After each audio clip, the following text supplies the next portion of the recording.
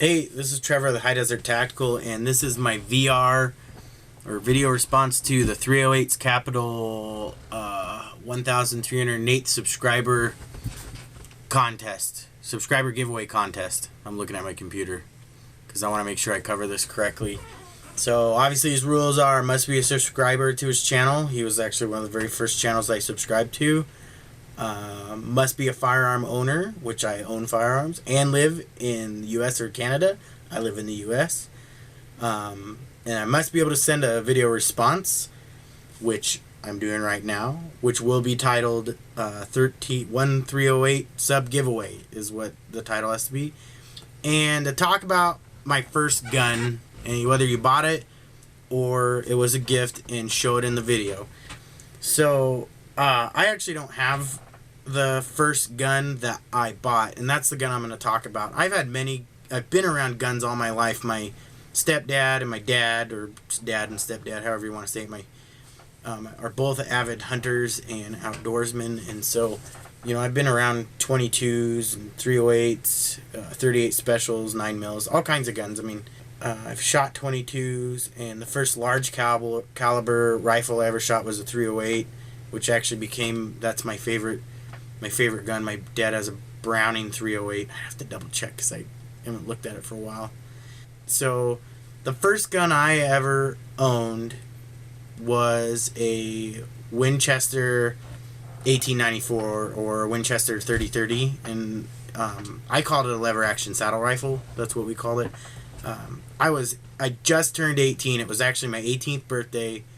I was working at Ace Hardware, and I remember specifically that at the time I was driving a 1974 Ford F-250, just some beat banana, faded yellow, not even shiny truck that my dad, you know, pretty much just told me to drive.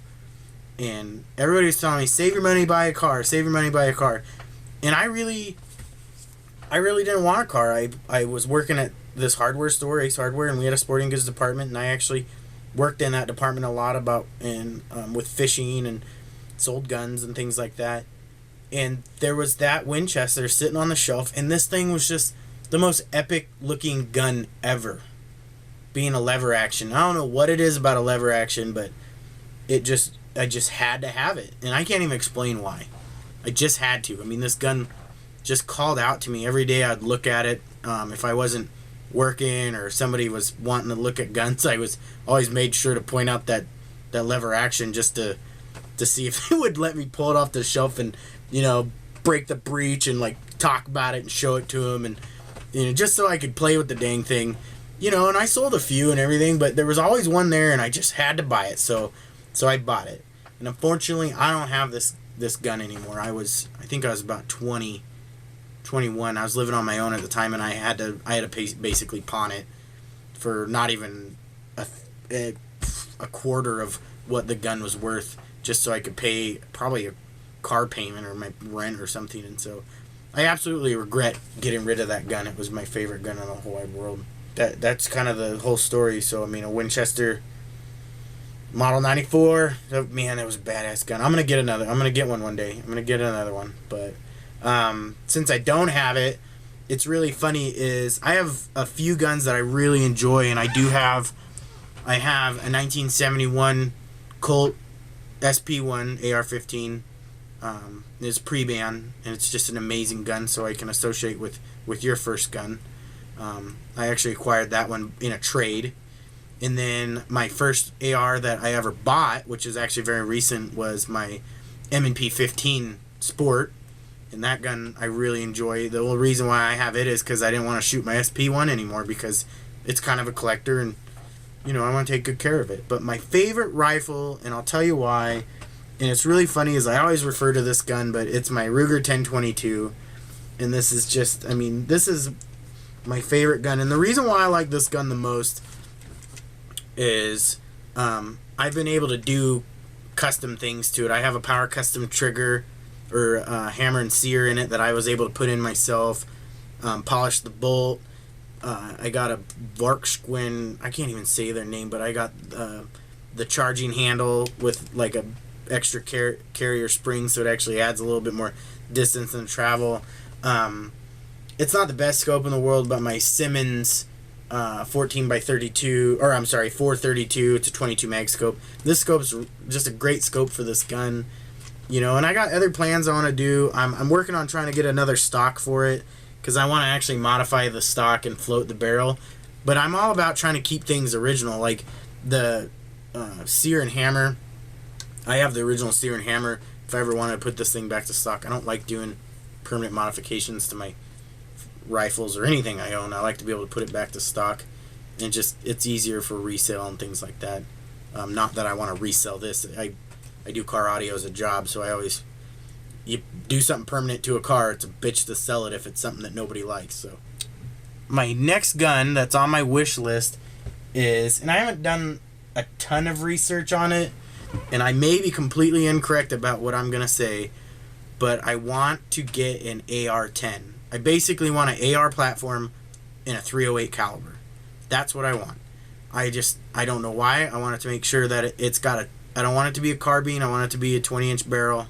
I want to get an .308 platform of an AR and kind of soup it up to a long-range rifle, semi-automatic rifle. I don't know if that makes sense, but that's what I want. And, you know, the quick story about why the .308 caliber is my favorite, and it's really ironic, and I think this is why I subscribed to 308 Capital channel, is that was the first large caliber rifle I ever shot, and I've been in love with it ever since. And the most epic thing that I can remember about this is I think when I shot it with my dad, I was like 9 or 10, and so my dad and I, we're at this pit, and my dad brings out half of a watermelon rind. You know, my dad loves watermelon, so he cut a watermelon in half all the time, and he still does it today. Is he just has a bowl and just eats it.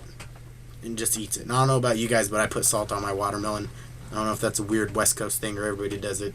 Had this half a watermelon rind, and we put it out, I don't know, I'm thinking like 50 yards, not very far.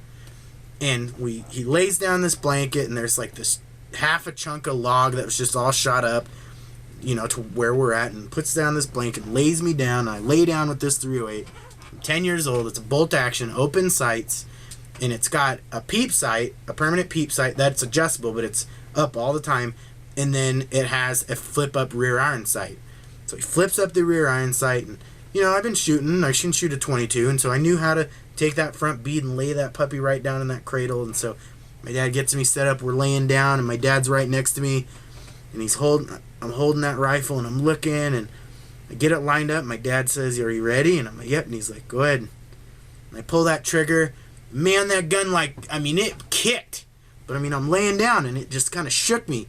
But after the initial shot and the shake, I look up, and I'm watching this watermelon rind just blast into the air like 6 feet in the air. I don't know what it was. I must have just shot the ground below it, or it was, I don't even know what kind of round we were shooting. It could have been a soft-tipped whatever, but it just decimated this watermelon. And it was just the most amazing thing I've ever seen. And actually, I was the one that did it. And so that's why I like .308.